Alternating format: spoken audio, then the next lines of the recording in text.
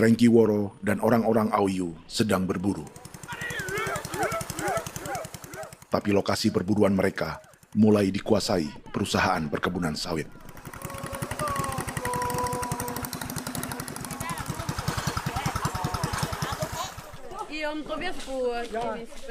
Kita akan menuju arah ke Inabusu. Di sana kami akan masuk di wilayah konsesi perusahaan PT Indo Asiana Lestari. Dan di situ ya ada survei-survei mereka yang mereka pernah lakukan, tapi juga kami ada lakukan tanda-tanda saksi di sana.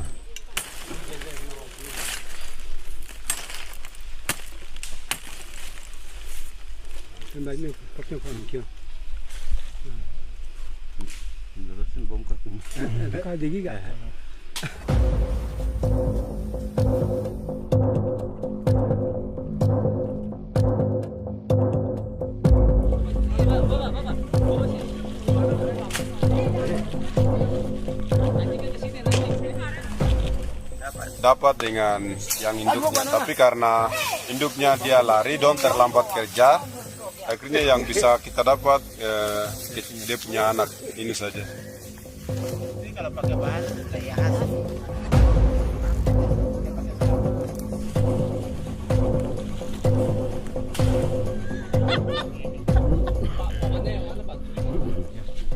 pohon ini pohon bitanggur, dia punya kayu ini kita biasa gunakan untuk kerja perahu, dan juga kulit depu getanya itu kita pakai untuk kerja ini, panah-panah ini lem, jadikan lem ini, panah-panah. Hutan ini adalah supermarket bagi suku Auyu.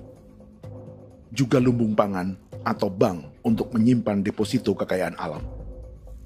Hutan juga tempat yang penuh dengan sejarah suku, situs budaya, dan tempat-tempat sakral. Inilah yang sedang mereka pertahankan dari incaran pemerintah dan perusahaan. Untuk semua alasan ini, mereka menancapkan ribuan salib merah.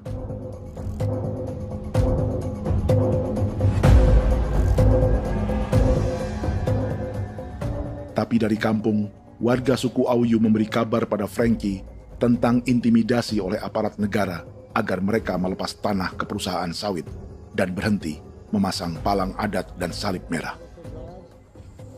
Ada beberapa titik yang saya sudah siap, tetapi di sini emergensi dari saya, terutama di Kampung Sokangon, PT Damai Timber.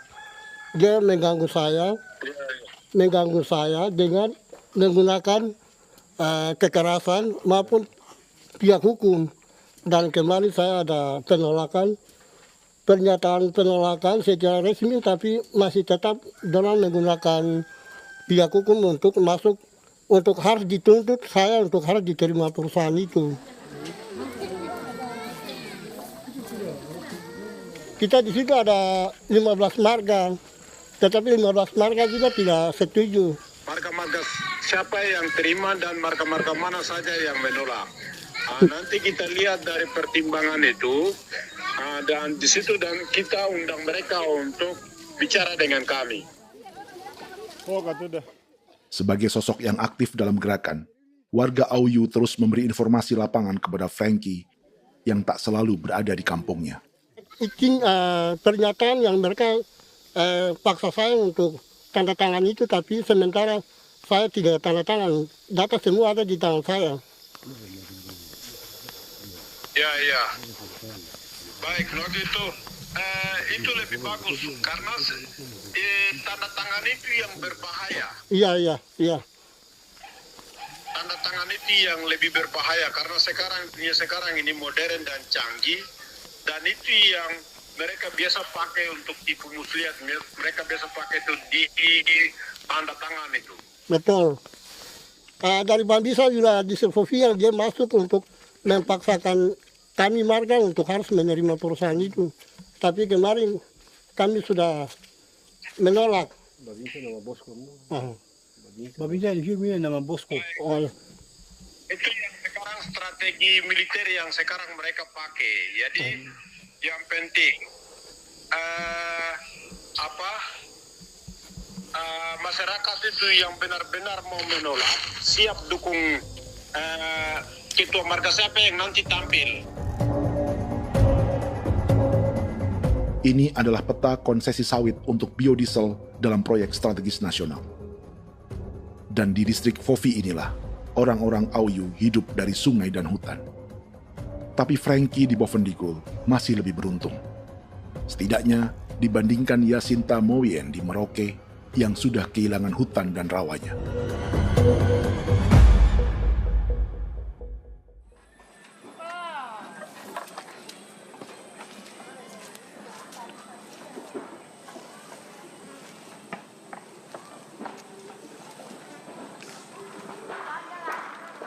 Yasinta dari suku Marin adalah petani sayur di Kampung Wanam, distrik Ilwayap, Merauke. Memanfaatkan lahan yang ada, ia berkebun dan menjual hasilnya ke pasar kampung. Ini ekonomi warga di Wanam untuk menghasilkan uang, lalu memberi barang kebutuhan yang tak bisa mereka produksi sendiri.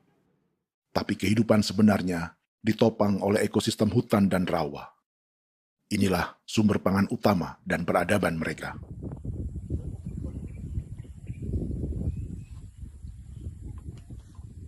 Namun ketenangan ini diusik ketika tiba-tiba pada Mei 2024, di Pelabuhan Wanam datang ratusan alat berat untuk proyek pangan dan energi pemerintah.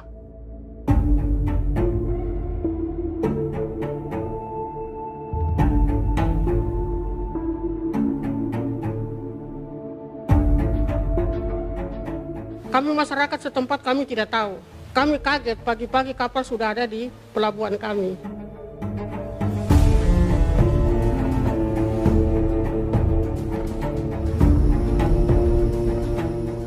Yasinta Moywen atau Enrika Gebze dan warga lainnya tak pernah diajak bicara atau dimintai pendapat. Seakan-akan Papua adalah tanah kosong. Kita suka kaget yang dong bawa turun alat berat dong bawa turun, kita kaget masyarakat. Dorang subongkar itu kayu-kayu.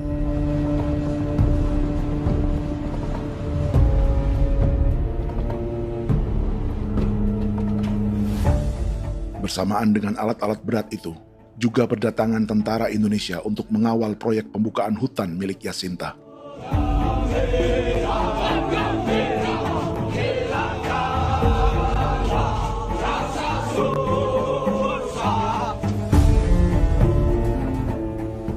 Ribu alat berat didatangkan dari Cina ke Papua oleh perusahaan bernama John Lin Group sebagai kontraktor pemerintah. Ini disebut sebagai pesanan eskavator terbesar di dunia dengan nilai 4 triliun rupiah. Misinya membuka hutan dan rawa milik orang Marin, salah satunya untuk membangun jalan sepanjang 135 km. Sementara di kiri kanannya akan dicetak sawah yang ditargetkan seluas 1,3 juta hektar. Jalan berupa garis lurus ini bukan rute tradisional ekonomi masyarakat. Jalan ini akan menghubungkan kawasan perkebunan sawit dan tebu di sebelah timur, juga untuk mobilisasi pasukan militer. John Lin Group adalah perusahaan yang dimiliki Andi Samsudin Arsyad atau yang dikenal dengan Haji Isam. Sebagian orang mengenalnya sebagai pengusaha yang hobi balapan mobil.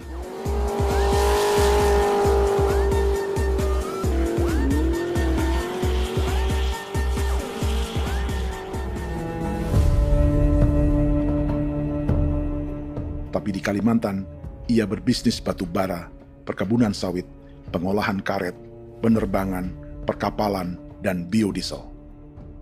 John Lin Group kini juga menjadi pemilik perkebunan tebu dan pabrik gula terbesar di Indonesia. Sayapnya melebar dari Kalimantan hingga ke Bombana, Sulawesi Tenggara. Perkebunan tebu, pabrik gula, dan industri bioetanol inilah yang juga sedang dikembangkan di Papua. Foto ini adalah momen ketika Isam bersama kerabatnya, Menteri Pertanian Amran Sulaiman dan Menteri Pertahanan Syafri Samsudin meluncurkan program biodiesel atau B50 di Kalimantan Selatan. B50 artinya setiap 1 liter solar, 50%-nya akan dicampur minyak sawit. Perusahaannya, PT John Lin Agroraya, menjadi salah satu pemainnya.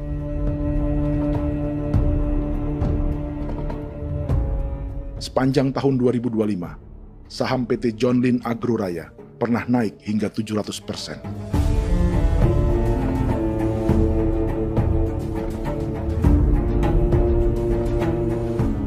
Perusahaan sawitnya yang lain, PT Pradiksi Gunatama, sahamnya bahkan pernah naik 4.000% hanya dalam 1 tahun. Dari harga saham ini saja, nilai kekayaan keluarga Isam diperkirakan mencapai 100 triliun rupiah lebih, menjadikannya salah satu keluarga terkaya di Indonesia dan salah satu pemain penting industri bioenergi. Dan di Papua Selatan inilah sebagian sawit-sawit untuk mendukung program B50 akan ditanam. Inilah tanah orang-orang Wambon, Muyu, Marin, Yei, atau Auyu seperti Frankie Wor.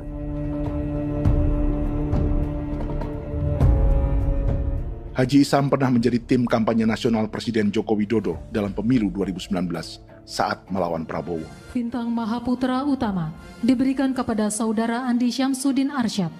Beliau berjasa luar biasa dalam mendorong pertumbuhan ekonomi daerah maupun nasional. Setelah menjadi presiden, Prabowo memberi gelar kehormatan Bintang Mahaputra Utama pada Isam.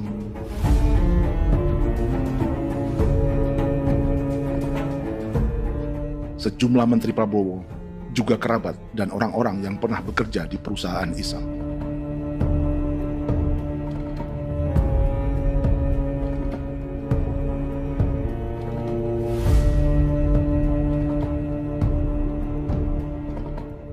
Lawan sebesar inilah yang sedang dihadapi Yasinta di kampung Wanam, Merauke.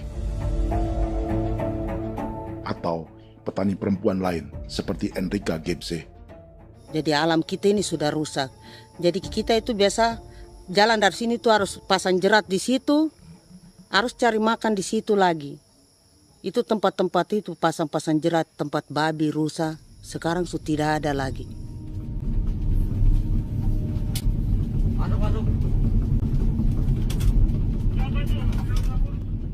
Rekaman ini memberi gambaran bagaimana Kasuari kehilangan rumah di bekas hutan dan rawa yang telah dibabat.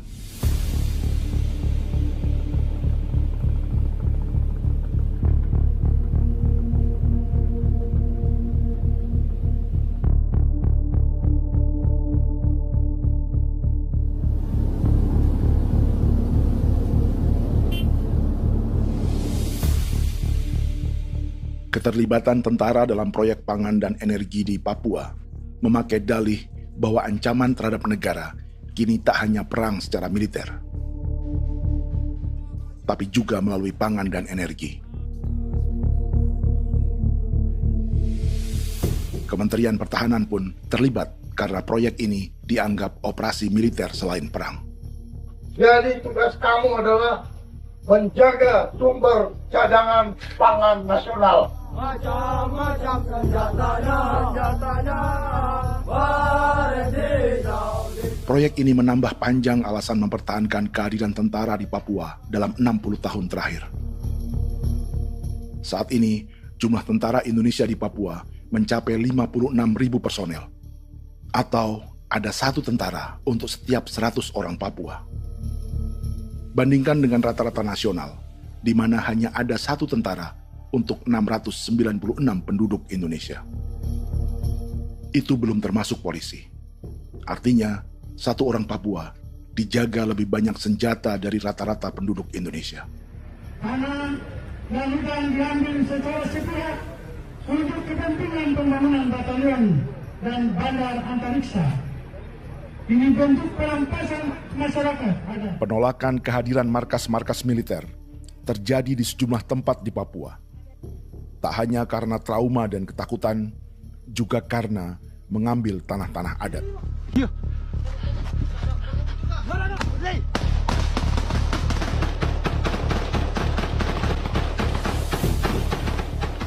Salah satu alasan mengapa militer terus ditambah di Papua, karena masih ada perlawanan dari Organisasi Papua Merdeka atau OPM selama 50 tahun terakhir.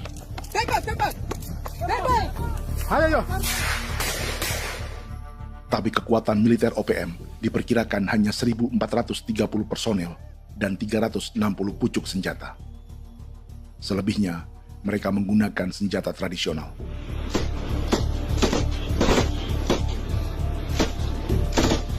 Dengan demikian, kekuatan tentara dan polisi di Papua 58 kali lebih besar dari gerilyawan organisasi Papua Merdeka.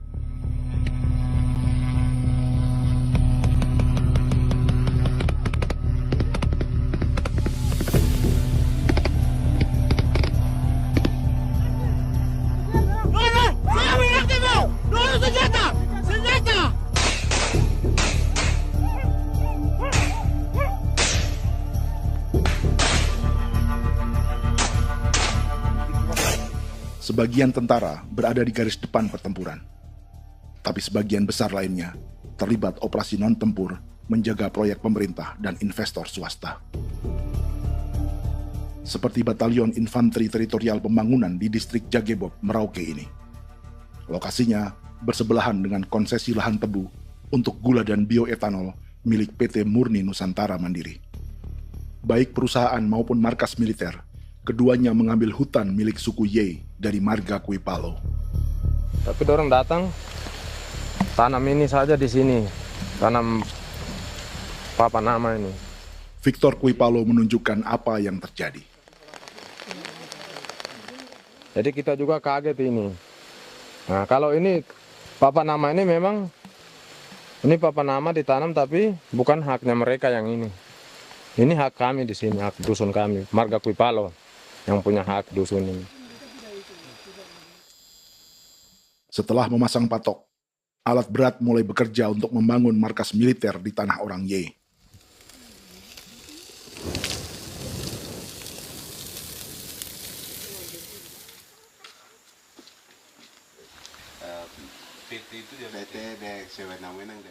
Kehadiran markas militer mengkhawatirkan warga yang pernah mengalami trauma.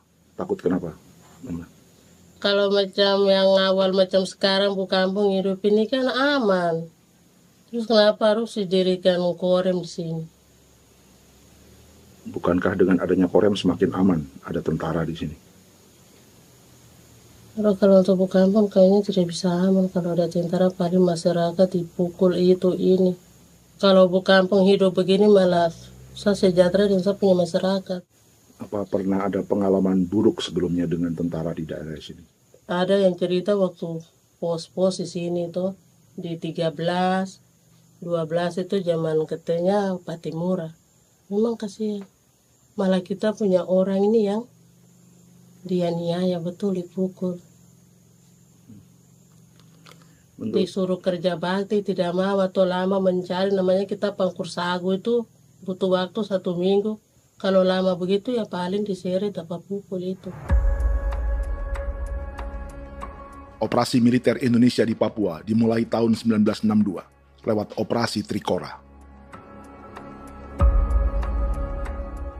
Tapi perlawanan bersenjata pertama di Papua baru dilakukan tahun 1965 di Manokwari. Nanti tanggal 1 Mei jam 12.30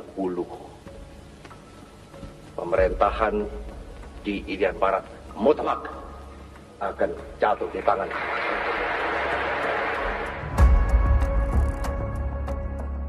Sejak itu, selama 60 tahun, operasi militer untuk menaklukkan Papua terus dilakukan. Salah satu operasi militer paling berdarah adalah Operasi Wibawa untuk memenangkan Indonesia dalam jajak pendapat tahun 1969. 643 orang tewas di Paniai. Lalu disusul 4.146 korban tewas antara tahun 1977 hingga 1978.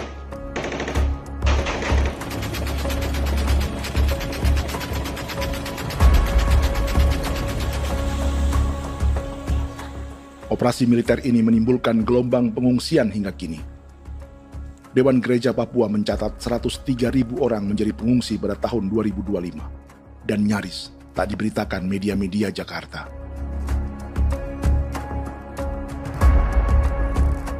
Jumlah pengungsi terbesar tercatat di Nduga yang mencapai 20.000 jiwa. Banyak di antaranya yang sedang hamil, seperti Jubiana, salah satu pengungsi Nduga. Jadi ini O tagarik misi kagi be muguruk berselari di namen wane gosel. Bigari me. Egirik menene an nimbo misle berselar nene. Wam dagek lek prak de oi kore bangal no so ndak lo yo nandang me anet ndang no yat de nanen di ko nerwa membri wal marwa. Egirik mene erwa tri ngel no semana. O ngal siya kaya berkumpit nyak masalah orena me wo seluk ri namen wani ko semane kuman nak wani ndemo ko ndak misri namen bre ko lo nak no semana ne be minit waru ra kana abi ne dige war de mino pragit de laina bulan Maret April yana mana kantan barang ne lire na bam ne. Jubiana lalu menamai anaknya Pengungsi Kogoya. Selain Jubiana, juga ada Emma dari Maibrat yang melahirkan di hutan. Sampai di kampung gini, katanya bilang ada tentara yang bangun jembatan. Nah, capek itu juga pun masih tahan. Kembali lagi ke hutan lagi. Itu sampai sejatuh di tengah jalan. Orang sampai terbanting di kayu semuanya. Berasa sakit begitu. Melengkapnya tuh Domika Serli, pengungsi Wako. Masyarakat sipil dari kampung Aitrem sementara mengungsi karena kampungnya sementara dikuasai oleh TNI Polri. Seratusan ribu pengungsi di Papua saat ini jauh melampaui jumlah yang mengungsi ke Papua Nugini tahun 1984, yaitu 10.000 orang karena menghindari operasi militer.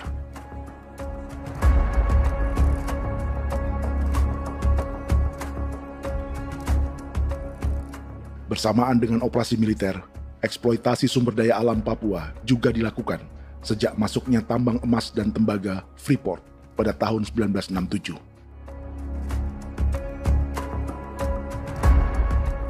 Disusul perkebunan sawit awal tahun 1980-an. Lalu ada perburuan buaya untuk diambil kulitnya. Sebelumnya, ada eksploitasi gas alam di Teluk Bintuni, pencarian besar-besaran kayu gaharu, atau pembukaan hutan tanaman industri. Ini belum termasuk perburuan dan perdagangan ikan arwana di selatan Papua, penebangan kayu merbau dari hutan-hutan Jayapura, emas di Blok Wabu Intan Jaya, bahkan nikel di pulau-pulau kecil Raja Ampat. Dan kini, dalam skala yang belum pernah terjadi dalam sejarah, Papua dipaksa mencetak sawah, tebu untuk bioetanol, dan sawit untuk biodiesel.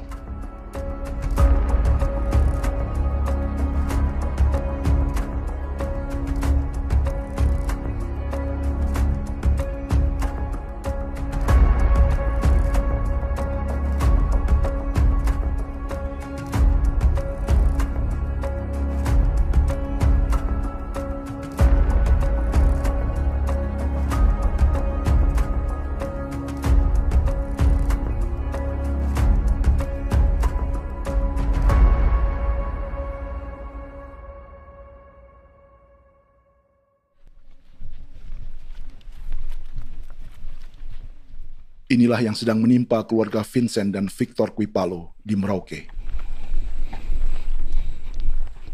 Hutan mereka diambil untuk markas militer dan industri perkebunan, PT Murni Nusantara Mandiri. 1 dari 10 perusahaan yang diberi konsesi untuk menanam tebu dan memproduksi gula serta bioetanol seluas 52.000 hektar.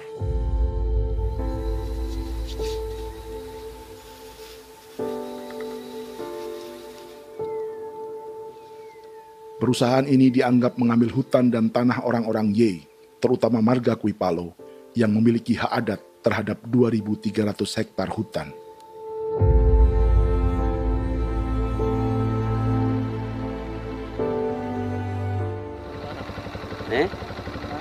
Tentara? Tentara. Oh iya, tentara.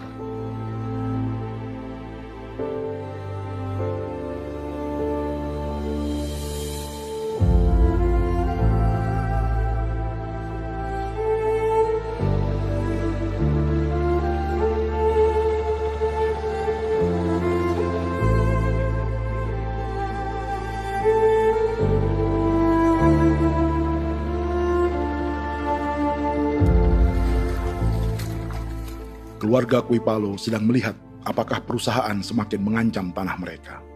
Dan kekhawatiran itu terbukti. Iya, makanya tadi saya bilang ini dari sini saja dekat ini sudah masuk di dalam ujung lapang ini. Ini hutan, yang ini hutan yang dorong ada bongkar sekarang ini. Ini sudah punya alat sudah dekat ini. Dekat sekali ini. Ini sini. Nacau, kelapa itu yang jalan lama, jalan setapak ini. Dari udara, terlihat alat-alat berat semakin mendekati tanah orang-orang Ye, warga Kuipalo.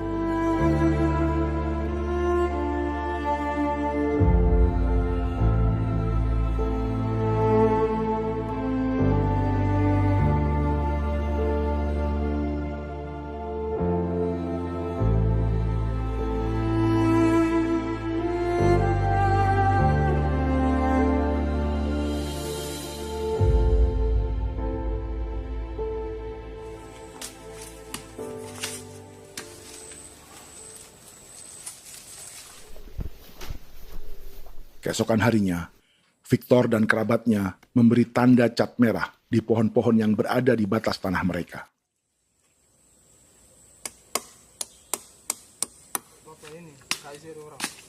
Tapi tanda peringatan adat ini tak diindahkan perusahaan.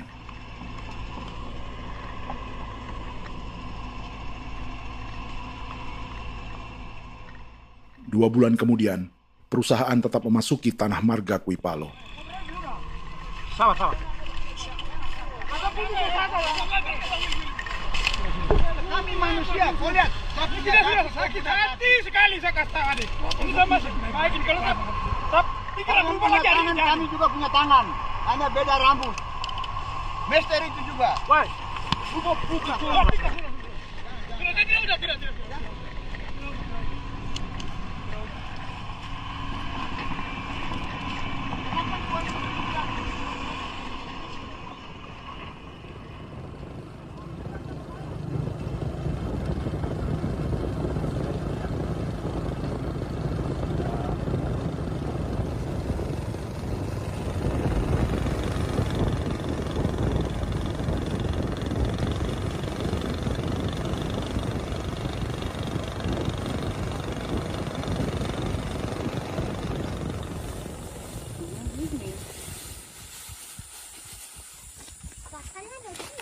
Kita masuk sini.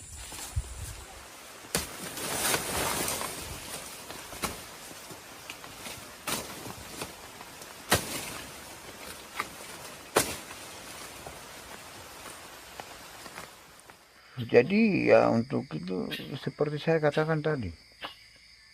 Apakah lebih baik kita tidak usah ada kan atau bagaimana kita pisahkan? Pisahkan dari negara ini kan? Jangankan tuh. Saya kemarin bicara sama Daniel datang sama saya dengan persoalan Kodam ini. Saya bilang Pak Daniel kalau lebih baik saya ngungsi ke Papua Nugini. Dia bilang aduh Bapak jangan begitu. Ya memang kalau tidak bisa menghargai kami lebih baik pilihan yang itu yang saya memilih. Lebih baik saya pindah dari sini. Saya mengungsi ke Papua Nugini di negara tetangga. Masih di laut. Apa?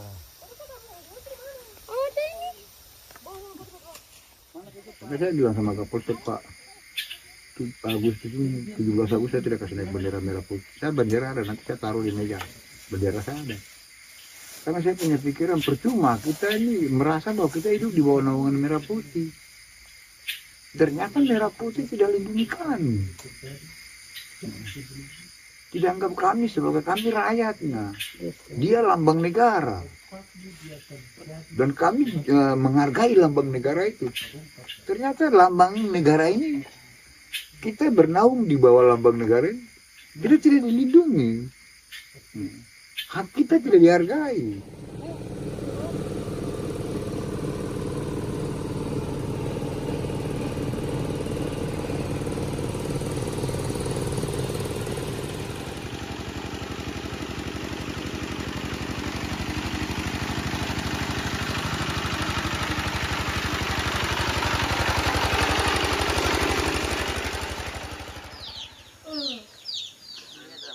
Marga Kuipalo dari suku Ye terus mendapat teror dan intimidasi agar melepas tanah mereka yang hanya dihargai Rp300.000 per hektar. Tapi mereka tidak berjualan tanah. Makanya mama itu tidak suka untuk lepas tanah. Untuk apa? Baru kita baru di dalam hutan itu ada obat-obat tradisi. Itu sudah Kalau macam ada sayur juga, kita ambil sayur yang dia tumbuh sendiri. Jadi kita ini mau kemana, kalau itu sudah digusur, ya habis. Kita ini jadi penonton. Jangan sampai kita ini duduk minta di jalan. Jadi kita tidak mau seperti itu. Makanya tanah itu kita tidak melepas. Tapi mungkin orang lain tuh dia senang saja. Lebih baik saya pegang uang merah dulu. Saya bisa beli-beli itu ini. Nanti datang uang sudah habis, gembel. Mau cari kemana lagi, hutan sudah habis. Mau makan ikan di mana, kali sudah hancur. Seperti Yasinta di Wanam, suara dan gerakan kaum perempuan Papua sangat nyaring dan tak bisa diabaikan. Saya sebagai perempuan tolak untuk perusahaan masuk di sini. Karena kalau saya terima anak-anak saya mau dikemanakan, mau tinggal di mana. Apapun yang terjadi saya tetap tolak. Demi tanah ini saya akan berjuang, demi saya punya anak-anak. Yang katanya mengutamakan anak Papua, nyatanya yang kerja kebanyakan ya orang-orang Jawa. Saya sendiri orang Jawa, tapi bukan mau bicara yang tidak-tidak.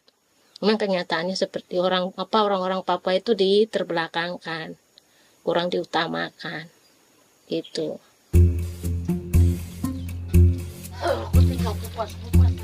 Proyek food estate seperti mencetak sawah, bukannya tak diikuti warga Papua.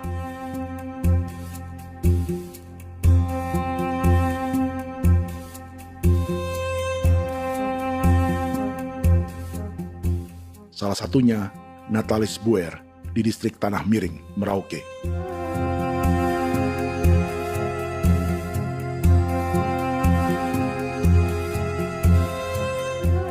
Setelah menghabisi hutan, pemerintah Indonesia mencetak sawah untuk tanaman padi karena beras mulai menjadi makanan pokok menggantikan sagu. Sebagian besar penggarapnya adalah warga transmigran yang datang sejak era 1980-an. Bahkan petani transmigran sudah ada sejak Belanda membuka proyek padi kumbe di distrik Kurik. Lokasi yang sering jadi langganan pejabat Indonesia memamerkan sawah di Papua.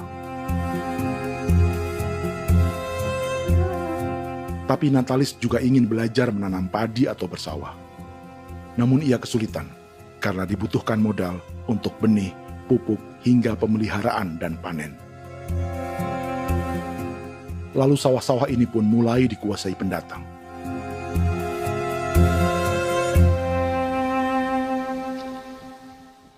Tapi sejauh ini di kampung kami ini yang saya lihat memang ada kelompok kami punya di sini yang sudah tergabung dalam Gapoktan, kemudian masuk dalam optimalisasi lahan.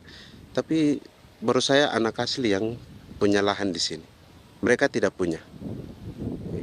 Pemerintah dalam hal ini adalah Kementerian Pertanian bersama-sama Kementerian Pertahanan yang dalam hal ini pada garis di bawahnya adalah TNI Angkatan Darat memberikan support yang maksimal kepada masyarakat khususnya di Merauke dalam rangka. Saya kemarin habis 9 juta.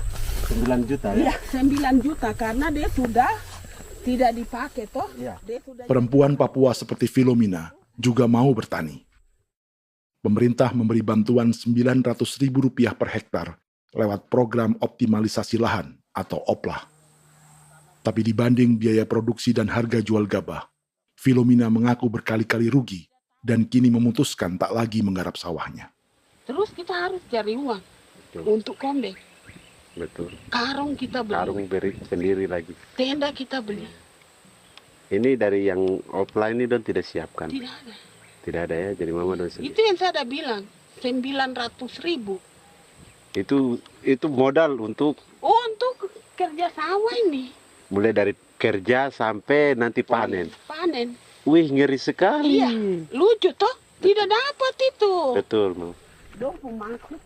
Kalau disuruh tanam ubi berhektar-hektar, mari datang. Kita tahu cara rawatnya bagaimana, tanamnya bagaimana, tanam model bagaimana supaya hasilnya model begitu.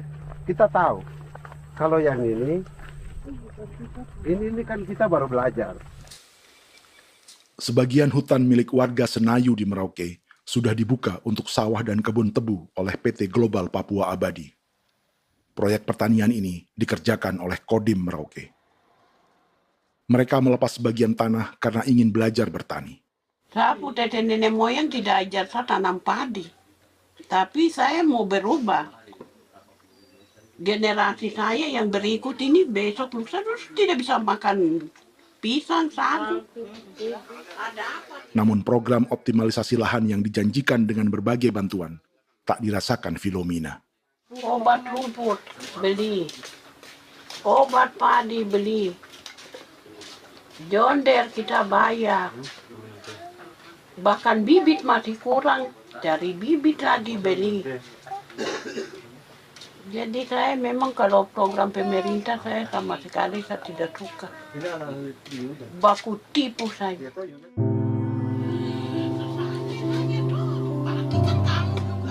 Mereka merasa ditinggalkan sendiri, jatuh bangun belajar bertani padi. Sementara sumber pangan dan air yang semula mudah didapat, kini telah berganti sawah dan kebun tebu. Dulu kita masih bisa jalan, nanti masak di kali, pakai air kali. Minum pakai air kali. Sekarang, kok mau masak? Tidak ada air, air sudah susu, mau minum tidak bisa. Sudah dengan obat. Drone semprot tebu itu saja drone. Drone yang semprot. Saya lihat di itu. Jadi kita bukan drone yang terbang di atas untuk disemprot. Dong lempar pupuk di bawah ya dia mengalir ke kali. Mengalir ke kali, ke rawa-rawa.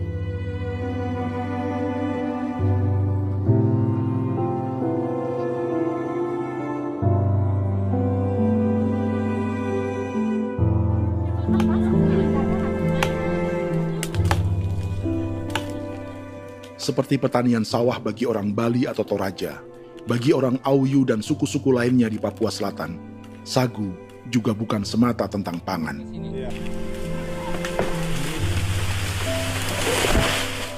Bagi orang Auyu dan Marin, sagu adalah kerabat, sosok orang tua, sosok nenek moyang yang harus dijaga dan dilindungi. Lagi bikin apa mama ini mama? Pakai toko itu sagu.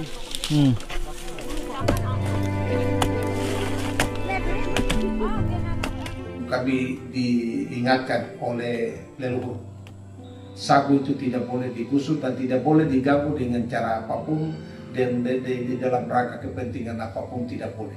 Kamu harus bela, bahkan sampai nyawa pun harus menjadi taruhan demi membela keselamatan pergerakan sagu di atas tanah.